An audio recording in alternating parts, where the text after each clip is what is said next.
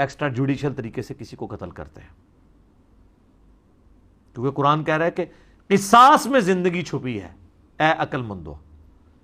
باقی ہر جگہ اللہ تعالیٰ کہتا ہے معاف کرو، لیکن قتل کے کیس میں کہتا ہے دیت نہ لو، صرف ایک ریلیکسیشن دی ہے کہ دیت لے سکتے ہیں، ساتھ کہہ دیا قصاص میں، یعنی قتل کے بدلے قتل میں انسانیت کی زندگی ہے، کیونکہ انسانیت دو چیزوں میں چل رہی ہے، احترام جان اور احترام مال۔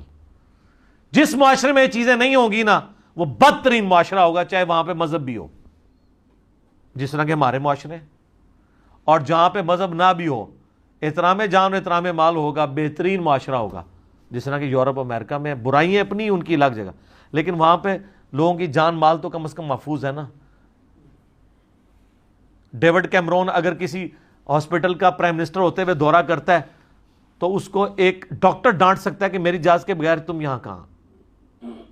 یہاں پہ پرائم منسٹر کا کہیں پہ ہاسپٹل میں دورہ ہو تو وہاں سے مریضوں کو شفٹ کر دیتے ہیں دوسرے ہاسپٹل میں، یہ دکھانے کے لیے کہ یہاں پہ مریض تھوڑے ہیں، صفائی ستھرائی شروع کروا دیتے ہیں۔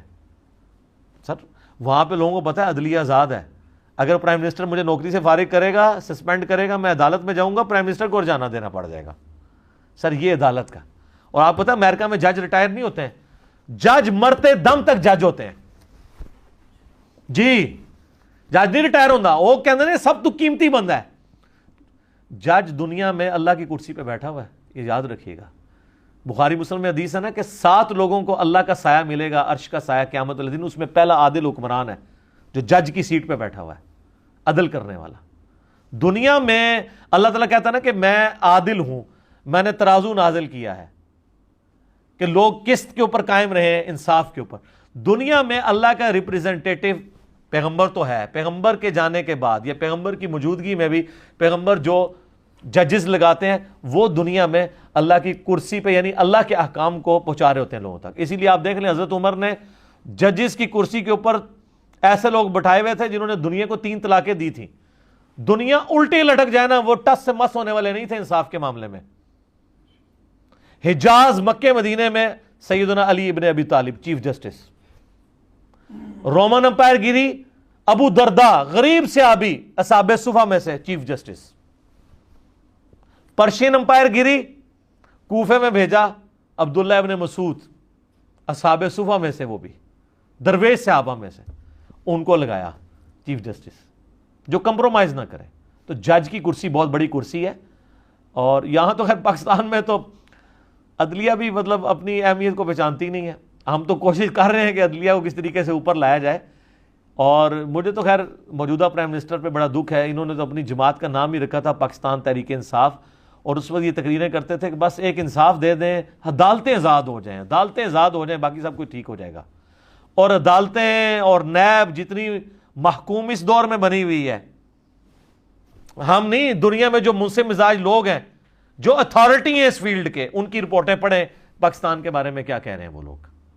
ادھر کو چھوڑ دیں اپوزیشن کیا کہتی ہے، حکومت کیا کہتی ہے، وہ لوگ جو دنیا میں اپنا مقام منوائے ہوئے ہیں، جن کو آپ لوگوں کے سرٹیفکیٹ کی ضرورت نہیں ہے جھوٹ یا سچ کو منوانے کے لیے، ان لوگوں کی آپ رپورٹیں پڑھیں۔ تو یہ عدالتوں کا کام ہے، اور اس طرح کے میں تو کہتا ہوں اگر یہ واقعی اس طرح کا کیس ہوا ہے اور یہ جس طریقے سے چل رہا ہے، چیف جسٹس کو از خود نوٹس لینا چاہیے۔ ایک چیز کو منطقی انجام تک پہنچائیں آپ، بعد میں آپ دیکھیں گے لوگ خود بخود سیدھے ہو جائیں گے۔ اور جناب یورپ امریکہ میں کوئی پولیس والا تھپڑ نہیں مار سکتا کسی کو، تھپڑ مارنے کا نہ حق ہرجانہ اتنا ہے کہ اسے اپنی کئی سالوں کی تنخواہوں کے برابر وہ جرمانہ اس پہ پڑ جاتا ہے، وہ تو مر جاتا ہے، وہ پاؤں پڑ کے معافی مانگتے ہیں، اس لیے وہ ہاتھ بھی نہیں اٹھاتے کسی کے اوپر۔ اور اگر آپ یہ کہتے ہیں کہ ہم نے حب الوطنی کے نام کے اوپر یا ہم نے عوام الناس کے وسیع تر مفاد کے اندر لوگوں کا یہ کرنا ہے، تو پھر آپ دیکھ لیں ساہیوال انسیڈنٹ تو کوئی بھولا ہوا نہیں ہے۔ وہ چھوٹے چھوٹے بچے، ذرا اپنے بچوں کو بھی ادھر رکھ کے دیکھیں، جس طریقے سے وہ سارے لوگ ٹانگے جانے چاہیے تھے، جن ایجنسیوں نے ان کو غلط رپورٹنگ کی تھی وہ لوگ بھی ٹنگنے چاہیے تھے، جن لوگوں نے آگے ان کے کہنے پہ ایکٹیویٹی پرفارم کی تھی وہ لوگ بھی ٹنگنے چاہیے تھے۔ ہمارے پرائم منسٹر صاحب تو اس وقت فوراً ایک وزٹ کے اوپر تھے، وہاں سے انہوں نے ٹویٹیں کروائی تھی کہ میں انشاءاللہ ان کو منطقی انجام تک پہنچاؤں گا۔ کدھر ہیں جناب، وہ تو آزاد ہو چکے ہیں۔ انہوں نے تو صحت جرم سے انکار کر دیا ہے، وہ جرم جو پوری قوم نے دیکھا ہے۔ اور عمران خان صاحب جیسا دلیر بندہ، ان کے معنی تو ان کو دلیر ہی مانتے ہیں نا، اس وقت پرائم منسٹر ہے، جس کی تنظیم کا نام تحریک انصاف ہے، جماعت کا، اس کی حکومت ہے، جو ماڈل ٹاؤن کے اوپر گھنٹوں بولا کرتا تھا کہ یہاں پہ ظلم ہوا ہے، ہماری حکومت ہوتی تو آپ دیکھتے ہم کیا کرتے، اس کی حکومت میں اتنا بڑا کام ہوا ہے، آج تک وہ ساہیوال والوں کو انصاف ملا ہے؟ کل کو وہ بچے بڑے ہو کر اگر انہی اداروں کے اوپر خودکش حملہ آور بن کے ٹوٹ پڑے تو اس میں مجرم کون ہوگا؟ ہماری یہاں کی عدالتیں، ہمارے یہاں کے ادارے، جنہوں نے ان بچوں کو انصاف نہیں دیا۔ یہ بھی تصویر کا ایک دوسرا رخ بھی تو دیکھنا چاہیے، اس کو کہا جاتا ہے روٹ کاز انالیسس، کہ آپ کسی جرم کے پیچھے روٹ کاز دیکھیں کیا تھی، سٹارٹ کہاں سے ہوا، اس کو ایڈریس کریں۔ تو اس طرح کی ایکسٹرا جوڈیشل جتنی ایکٹیویٹیز ہیں نا جی، ہم ان کو بالکل اسلام کی روح سے یہ قطعاً حرام ہے، کسی کو اجازت نہیں ہے کہ قانون کو ہاتھ میں لے، ورنہ اگر آپ قانون کو ہاتھ میں لیں گے تو میرے بھائی کل کو اگر کسی پولیس والے سے کسی نے ذاتی دشمنی روانی ہوئی نا تو وہ کہے گا کہ اگر تم ایک بچے کے ساتھ زیادتی کے اوپر قانون ہاتھ میں لے سکتے ہو تو میں تجھے نبی علیہ السلام کا گستاخ ہونے کی وجہ سے کیوں نہیں مار کے تو جنت میں اپنی سیٹ پکی کر سکتا؟ وہ تو کہے گا میں بدرجہ اولا صحیح کر رہا ہوں۔ تو پھر آپ کیا کریں گے؟ پھر آپ ان کو کہیں گے قانون کو ہاتھ میں نہیں لینا چاہیے۔ تو یہ ذہن میں رکھیے گا، یہ اس کے بڑے غلط رزلٹ نکلتے ہیں۔ اس لیے میرے پاس تو جب بھی ریاستی اداروں کے لوگ آتے رہتے ہیں، مختلف اداروں کے ایجنسیز کے لوگ، میں ان کو ہمیشہ کہتا ہوں یار نوکری چھوڑ دینا، ناک نہ کسی کو قتل کرنا، کیونکہ تمہاری آخرت برباد ہو جائے گی اور تمہارے ادارے کا سربراہ قیامت والے دن اللہ کے حضور تمہیں بچا نہیں سکے گا۔ یہ ذہن میں رکھنا، لعنت بھیجو، نوکری تو آنے جانی چیز ہے، یہ تو تم کر سکتے ہو، تمہیں تو پتہ ہے نا کہ بندہ بے گناہ ہے۔ تو یہ کام نہ کریں جی، میں نے خود کرتے ہوئے دیکھا ہے، آپ نے خود کرتے ہوئے بھی دیکھا ہے نا جناب، پھر بھی آپ نے یہ معاملہ نہیں کرنا، آخری درجے تک اوائڈ کرنا ہے جب تک کہ کوئی چیز پروف نہ ہو جائے۔ اگر آپ عدالت میں پروف نہیں کر سکتے ہیں تو پھر چھوڑ دیں۔ آپ یورپ امریکہ میں دیکھیں 20-20 سال تک کیسز چلتے ہیں، شواہد وہ اکٹھے کرتے رہتے ہیں، جب پرفیکٹ ہوتے ہیں نا پھر جا کے عدالت میں جاتے ہیں، پھر سزا دلواتے ہیں، کیونکہ ان کو پتہ ہے اگر ہم شواہد ناکافی ہوئے تو الٹا ہمارے اوپر، اور اسلام بھی تو یہی کہتا ہے، قرآن کیا کہہ رہا ہے سورہ نور میں کہ اگر زنا کے اوپر کوئی 4 گواہ نہیں لا سکتا اسے 80 کوڑے لگائے جائیں گے، 3 گواہ بھی ہوں، تینوں صحابہ بھی ہوں، صحابی تو نہیں جھوٹ بول رہا ہوگا، تو ان صحابہ کو کوڑے لگیں گے۔ وہ چوتھا گواہ نہ ملنے کی وجہ سے یہ نہیں کہا جائے گا جو 3 تو اکثریت تو فیصلہ کری نہیں، 4 گواہ پورے ہیں۔ حضرت عمر کے دور میں یہ واقعہ بھی ہوا ہے، 3 نے کہا ایگزیکٹ اس پوزیشن میں دیکھا ہے، چوتھے نے کہا میں نے ایگزیکٹ اس پوزیشن میں نہیں دیکھا بل ان کو اکٹھا دیکھا ہے، تو ان تینوں کو کوڑے لگوائے گئے تھے۔ اسلام ڈسکریج کرتا ہے کہ جب تک شواہد نہ ہو اس کو پبلکلی اس طرح کی چیزوں کو نہ لگائیں۔ ہاں ونس جب یہ آ جائے اعلانیہ ٹانگیں۔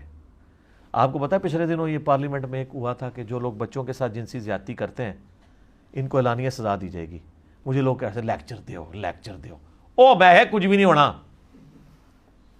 وہ کہتے ہیں نہیں جی قومی اسمبلی نے پاس کر دیا ہے، میں نے کہا جی سینٹ میں پھنس جائے گا، یہ کیسے اسلامی سزائیں یہاں پہ نافذ ہونے دیں گے؟ وہ جو بڑے آقا ان کے بیٹھے ہوئے ہیں ان کی تو کان کھڑے ہو جاتے ہیں اسلامی سزائیں نافذ ہو جائے تو۔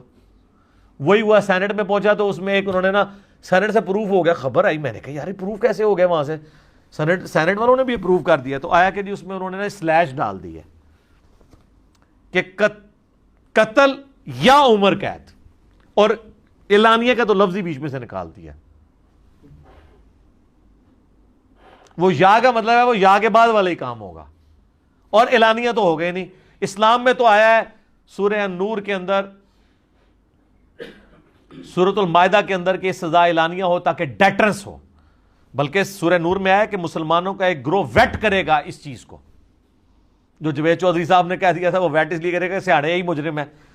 دیکھو عوام کا کام ہے وہ سیاڑے مجرم ہے، یہ جوڈیشری کا کام ہے۔ تو میں نے پھر اس کے اوپر بھی پورا ایک لیکچر دیا تھا۔ اس کے بعد جوید چودھری صاحب کا جواب کوئی نہیں آیا، ان تک ویڈیو پہنچ چکی ہے، انہوں نے دیکھ بھی لی ہے۔ بال وہ جس نے ویڈیو بھیجی تھی ان سے انہوں نے معذرت کر لی ہے کہ میں معذرت کرتا ہوں اگر آپ کا دل ہرٹ ہو۔ انہوں نے کہا میں نے اللہ معذرت کر پائی، اللہ کو معافی مانگ۔ تو کیا بھی یہ غیر اسلامی سزاواں نے یا انسانیت سوز سزاواں نے اعلانیہ سے تو ڈیٹرنس ہوتی ہے، ایک کو سزا ہوگی ہزاروں کے لیے عبرت بنے گی۔ اور یہ جو بچوں کے ساتھ زیادتی والی سزا ہے یہ بھی جناب المصنف ابن ابی شیبہ میں صحیح سند کے ساتھ موجود ہے، حضرت عبداللہ ابن عباس کا قول کہ جو اس طرح کسی کے ساتھ زیادتی کرتا ہے، یا اگر بالرضا دو مرد آپس میں یہ کام کر رہے ہیں تو ان کو شہر میں کسی اونچی بلڈنگ سے، کسی ٹیلے سے زمین پہ گرایا جائے گا اور پتھر مار کے ان کو قتل کر دیا جائے گا۔ سنسار سے بھی زیادہ سخت سزا ہے۔ اور وہ یہ قیاس کرتے تھے اس سزا کو قوم لوط والی سزا، کیونکہ وہ بھی بستی اللہ نے اوپر سے یوں الٹی تھی اور پھر پتھروں کے بارے سے ہلاک کی تھی۔ باقی یہ ابن عباس کا جو فتویٰ ہے وہ سپورٹیو ہے جامعہ ترمذی کی حدیث سے۔ نبی علیہ السلام فرماتے ہیں کہ جو قوم لوط کا سا عمل کرے، فاعل اور مفعول دونوں کو قتل کر دو، یعنی جو بالرضا کر رہا ہے۔ جہاں پہ اگر کسی کے ساتھ ظلم ہو رہا ہے پھر اس کو تو قتل نہیں کیا جائے گا، لیکن فاعل کو قتل کیا جائے گا۔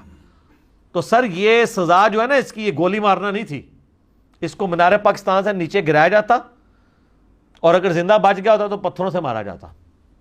یہ سزا ہے جب ونس پروف ہو جائے گی، اس کی سزا یہ ہے۔ جامعہ ترمذی میں حدیث ہے، کوئی مرد کے ساتھ یا کرے یہ کام، یا مرد کسی عورت کے ساتھ یہ والا کام کرے، تو اللہ کے نزدیک وہ ملعون ہے، اور اللہ تعالیٰ قیامت والے دن نظر رحمت بھی اٹھا کے اس کی طرف نہیں دیکھے گا، جیسا کہ اس کی شان کے لائق ہے۔ یعنی اتنا اللہ کا غصہ ہے اس معاملے میں۔ تو یہ سزائیں ہیں، ہونی چاہیے، لیکن اس میں قانون آپ نے اپنے ہاتھ میں لے لینا۔ دو چار بندے خوش تو ہو جاتے ہیں، لیکن جب بے گناہ لوگوں کے ساتھ یہ کام ہونے شروع ہو جائیں گے تو آپ کو نہیں پتا، آپ نے دیکھا نہیں ہے اس حکومت کے اندر کئی کیسز کہ پولیٹیکل اختلاف کی وجہ سے کبھی کسی کی گاڑی میں سے کہتے ہیں ہم نے ہیروئن برآمد کر لی ہے، اور پھر آگے 50 دفعہ وہ کہتے ہیں جان اللہ کو دینی ہے میں نے، ٹھیک ہے جی، اور پھر کہتے ہیں میں نے ویڈیو دیکھی ہوئی ہے۔ جب انہی کے وکلاء کو بلایا جاتا ہے کہ جی یہ ویڈیو ہے، وہ کہتے ہیں نہیں عدالت میں تو ہم نے چلان میں کوئی ویڈیو اٹیچ نہیں کی ہے، ہمارے پاس تو کوئی ویڈیو نہیں ہے۔ عدالت میں چونکہ پروف کرنا ہوتا ہے، وہاں انہوں نے ویڈیو کلیم بھی نہیں کی ہوئی، لیکن باہر جلسوں میں وہ کہہ رہے ہیں میں نے ویڈیو دیکھی ہوئی ہے۔ ویڈیو تو لوگ کہتے ہیں اگر ویڈیو دیکھ لی تو بات ہی ختم ہو گئی۔ تو اگر یہ سب سے بڑا پروف آپ کے پاس موجود تھا تو آپ عدالت میں تو اس کو پروف کے طور پہ پیش بھی نہیں کر رہے، یعنی ہے ہی نہیں ہے، اور پھر وہ بعد میں بری بھی ہو گئے۔ آج دیکھ لیں آپ کئی مہینے گزر چکے ہیں، اس سے کسی نے پوچھا کہ بھائی تو نے جان اللہ کو دینی تھی، ٹھیک ہے تو ثبوت عدالتوں کو تو دینا، جان تو اللہ کو ہی دینی ہے زاروں نے، ثبوت عدالتوں کو تو دے۔ تو یہ کس کی خوشنودی کے یہ لوگ کر رہے ہوتے ہیں، اور دنیا میں آپ دیکھیں پھر کس طرح ذلیل ہوتے ہیں اور آخرت اپنی گنوا بیٹھتے ہیں۔ اور ویسے بعض اوقات ان لوگوں کو یہ بھی پٹی پڑھا دی جاتی ہے کہ آپ جو یہ کام کر رہے ہیں نا یہ بہت بڑی خدمت کر رہے ہیں، آپ اگر جھوٹ بھی بولنا پڑے نا آپ بہت بڑی دین کی خدمت کر رہے ہیں۔ جب آپ کو یہ کہانی کرائی جائے کہ محبت اور جنگ میں سب کچھ جائز ہے، اس پہ میرا کلپ آیا تھا نا، نہ سر، اسلام میں محبت اور جنگ کے اصول ہیں۔ صحیح بخاری میں نہیں آتا کہ جب وہ صلح حدیبیہ کا معاہدہ لکھا گیا تھا اسی دوران ابو جندل وہاں آگے تھے، ہائے ہائے ہائے ہائے یار یہ تو چنگے میں رکھا جا سکتا تھا ابو جندل کو۔ عمر سیریز میں انہوں نے یہ فلمایا بھی ہے، یہ صحیح بخاری کی والی حدیث۔ سہیل ابن عمرو کا بیٹا جو لکھ رہا تھا وہاں پہ، یعنی وہ معاہدہ سہیل ابن عمرو کے ساتھ ہوا تھا معاہدہ، تو ابو جندل نے کہا یہ تو میری تکہ بوٹی میرا باپ کر دے گا، مجھے کس کے حوالے کر رہے ہو؟ اس نے کہا کہ صبر کرو، معاہدہ لکھا جا چکا ہے۔ حالانکہ اس وقت کچھ بھی نہیں ہوا تھا، ایک ٹرانزیشن پیریڈ تھا، لیکن حضور نے کہا نہیں، محبت اور جنگ کے اصول ہیں، میں نے چونکہ معاہدہ لکھ دیا ہے، اب یہ بھی لکھا ہے، تو اگرچہ پہنچ چکا ہے، اس معاہدے میں تو تھوڑا بہت اونچ نیچ ہو سکتی تھی، حضور اگر کرتے وہ ویسے ہی دبے ہوئے تھے، وہ تو دب کے ہی صلح کر رہے تھے نا وہ لوگ بھی، تو حضور کہتے ہیں نا یار ٹھیک ہے معاہدہ تو ہوا ہے لیکن یہ اس سے پہلے میرے پاس آ چکے اسے آنے دو، یا اس دوران آ گیا ہے کوئی مانا نہ آنا۔ جنگ کے بھی اصول ہیں سر، وہ جو بخاری مسلم کی حدیث ہے نا جنگ دھوکے کا نام ہے، وہ جنگ دھوکے کا نام یہ نہیں ہے کہ جنگ میں آپ معاہدہ کریں تو آپ اس کو توڑ دیں، نہیں نہیں، وہ تو قرآن میں سورۃ الانفال میں ہے کہ اگر معاہدہ توڑنا ہے تو اعلانیہ توڑو، یہ کام نہیں کر سکتے۔ وہ جامعہ ترمذی میں نے آپ کو حدیث بتائی تھی نا، حضرت معاویہ کے دور میں حضرت معاویہ نے ڈیسیژن کیا کہ رومن امپائر کے ساتھ ایک معاہدہ تھا، انہوں نے معاہدہ کی مدت پوری ہونے سے پہلے بارڈر پہ فوجیں لا کے کھڑی کر دی، اور جیسے ہی کل معاہدے کی ڈیٹ پوری ہوگی ہم ان پہ حملہ کر کے ان کا شہر چھین لیں گے۔ تو ایک صحابی آ گئے، انہوں نے کہا نبی علیہ السلام نے منع فرمایا کہ اگر کسی قوم کے ساتھ معاہدہ ہے اعلانیہ معاہدہ توڑو گے تاکہ وہ بھی جنگ کی تیاری کریں، پھر جنگ کرو گے، یہ دھوکہ ہے، اس طریقے سے یہ غلط کام ہے جو آپ کر رہے ہیں، کیونکہ آپ کا ریٹن میں معاہدہ ہوا ہے۔ تو ریٹن کے معاہدے کی پاسداری ہے، یہ سارے جنگ کے اندر رولز ہیں، اور محبت میں تو سر کیا کیا رولز ہیں. محبت سب سے زیادہ کسی شخص سے ہو سکتی ہے تو وہ شخصیت ہے جس کی قبر مدینے میں ہے. ابو داؤد ترمذی اٹھا کے دیکھ لیں, صحابی آ کے حضور کو سجدہ کر رہا ہے. آپ فرمایا سر اٹھا کیا کر رہا ہے؟ کہ رسول اللہ وہ کوفے گیا تھا, وہاں لوگ اپنے سردار کو سجدہ کرتے ہیں, آپ تو ہمارے دنیا اور آخرت کے سردار ہیں, آپ تو زیادہ اہل ہیں. آپ فرمایا جب میں فوت ہو جاؤں گا تم میری قبر سے گزرو گے, کیا میری قبر پہ بھی سجدہ کرو گے؟ کہہ رہے یا رسول اللہ. تو فرمایا مجھے کیوں سجدہ کر رہے ہو؟ اگر میں سجدہ جائز سمجھتا تو بیویوں سے کہتا اپنے خامدوں کو سجدہ کریں اس حق کے سبب جو اللہ نے ان کو دیا ہے. محبت میں اگر سجدہ جائز ہوتا تو رسول اللہ کو ہوتا. حضور نے کہا محبت کے بھی اصول ہیں. یہ اسلامی رول نہیں ہے کہ جنگ اور محبت میں سب کچھ جائز ہے. Everything is fair in love and war, وہ ہمارے ٹویٹر والے بھائی کہا کرتے تھے. آج کل تو میرا خیال ہے وہ خالص دودھ پی رہے ہیں, تو اللہ تعالیٰ ان کو دودھ مبارک کرے, اچھی جگہ لگ گئے ہیں. تو وہ اب اپنی پرانے کیے ہوئے معاملات سے آپ رجوع کریں, اللہ سے کر لیں, ہم سے بے شک نہ کریں, لیکن کم از کم یہ جو باتیں آپ نے کی ہیں نا میرے بھائی, ایک مسلمان کو یہ زیب نہیں دیتی ہیں. ایک طرف تو آپ روزہ رسول پہ جا کے حضور کو سلوٹ کر رہے ہیں, السلام علیکم یا رسول اللہ پڑھ رہے ہیں, دوسری طرف جس کو سلوٹ کر رہے ہیں اس کی کوئی بات ماننے کے لیے تیار نہیں ہے, آپ اپنی ڈاکٹرن لے کے چل رہے ہیں. تو ان سلوٹوں کا کوئی فائدہ نہیں سر, کوئی فرق نہیں. یہ اسی طریقے سے کہ آپ کسی جہاز کو جس کا انجن خراب ہو چکا ہو, نئی کرسیاں اس میں لگوا کے نیا رنگ پینٹ کر کے اڑا نہیں سکتے جب تک انجن ٹھیک نہیں ہوگا. جب تک آپ کے ایمان کا انجن درست نہیں ہے نا, آپ ظاہر جتنی مرضی پگڑی داڑھی رکھ لیں, تسبیحیں پکڑ لیں, سلوٹ ماریں, عشق رسول میں روئیں, اینڈ رزلٹ زیرو, کوئی فرق نہیں پڑتا. اس سے بڑھ کے آپ بخاری مسلم کھول کے دیکھیں, عبداللہ ابن ابی منافق تھا نا, حضور نے جنازہ پڑھایا, اپنا کرتا کفن کے طور پہ دیا, قبر میں اتر کے اس کا سر اپنی گود میں رکھ کے اپنا تھوک مبارک اس کے منہ میں اتارا. اور قرآن میں آگے آپ 70 دفعہ بھی مغفرت کی دعا کریں, ہم نے قبول نہیں کرنا. یہ اللہ اور اس کے رسول کے ساتھ نے دشمنی کی ہے. کلمہ گو تھا, اہل قبلہ تھا, منافق تھا اندر سے, انجن خراب تھا.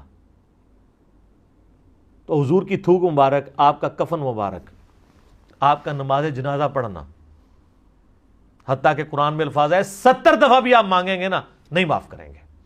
اور آندہ آپ نے کسی منافق کی قبر پہ بھی کھڑا نہیں ہونا. یہ ایک اللہ نے بتایا کہ دین صرف ظواہر کا نام نہیں ہے, اپنے آپ کو درست بھی کرنا ہے اندر سے. آپ نے ہاں پبلک کو تو آپ بہت دھوکہ دے سکتے ہیں. آپ نے دیکھا نہیں ہے کہ وہ جب وہ عمران تھا جو لڑکا, وہ زینب قتل کیس والا, سب سے زیادہ اس نے ہنگامہ وہاں اٹھایا ہوا تھا کہ جی اس بچی کے قتل کے مجرموں کو پکڑا جائے. وہ ہر جلسے میں آگے آگے ہوتا تھا, اس لیے اس کی طرف پولیس والوں کا دھیان ہی نہیں جاتا تھا. ایک بار ٹیسٹ کرنے کے لیے گئے تو اس کا ٹیسٹ نہیں, باقی صاحب کا کر لیا, اینڈ پہ وہی نکلا. اس سے آپ اندازہ کریں کہ یہاں پہ بھی جو جتنے نعرے مار رہے ہوتے ہیں نا, جتنے آپ کو بھاشن دین کے دے رہے ہوتے ہیں, بعض اوقات مجھے ڈاکٹر سرار صاحب والی بات یاد آ گئی, اسی پہ ہم کنکلوڈ کرتے ہیں. ڈاکٹر سرار صاحب کہتے ہیں, بالکل صحیح بات انہوں نے کی, کہ قیامت والے دن بڑے بڑے دنیا میں بڑے بڑے مذہبی پیشواؤں کی مٹی پلید ہو رہی ہوگی. لوگ کہیں گے کہ یار یہ تو اتنے بڑے بزرگ تھے, تو یہ نکلے ہیں. اور اگر کسی کو اس بات سے غصہ آئے نا تو کوئی مسئلہ نہیں ہے. آپ ذرا دیوبندیوں سے ذرا پوچھ لیں کہ احمد بریلوی صاحب کے ساتھ قیامت الدن کیا ہوگی, وہ یہی کہیں گے. اور بریلویوں سے پوچھ لیں کہ اشرف تھانوی کے ساتھ قیامت الدن کیا ہوگا, وہ یہی کہیں گے. تو اس کا مطلب اس ڈاکٹرین کو وہ خود بھی مانے ہوئے ہیں, لیکن دوسروں کے حق میں. ٹھیک ہے, ہم تو آپ کو پتہ ہے انصاف کرتے ہیں, سب کے حق میں جو بات ہونی ہے وہ مانتے ہیں, جو نہیں ہونی وہ نہیں مانتے. وہ اللہ کو پتہ ہے کہ کیا ہونا ہے کسی کے ساتھ. ہم تو صرف آپ کو جھنجھوڑ کے کہہ رہے ہیں کہ مرنے سے پہلے اے مسلمان کر لے اس پہ غور. کتابوں کا خدا اور ہے, بابوں کا خدا اور. کہنے کو تو دین سب کا اسلام ہے, لیکن کتابوں کا جہاں اور ہے, بابوں کا جہاں اور. اور آخر میں بس وہی ریکویسٹ ہے, ایک دن آئے گا کہ آپ کے اندر سے بھی آواز نکلے گی کہ نہ میں بابی نہ میں بابی, میں ہوں مسلم, علمی کتابیں. ٹھیک ہوگا جی. اللہ تعالیٰ سے دعا ہے جو حق بات میں نے کہی اللہ تعالیٰ ہمارے دلوں میں راسخ فرمائے. اگر جذبات میں میرے منہ سے کوئی غلط بات نکل گئی اللہ تعالیٰ ہمارے دلوں سے محو کر دے. ہمیں کتاب و سنت کی تعلیمات پر عمل کر کے دوسرے بھائیوں تک پہنچانے کی توفیق عطا فرمائے. سبحانک اللہم و بحمدک, اشہد ان لا الہ الا انت استغفرک و اتوب الیک, وما علینا الا البلاغ المبین. جزاکم اللہ خیرا.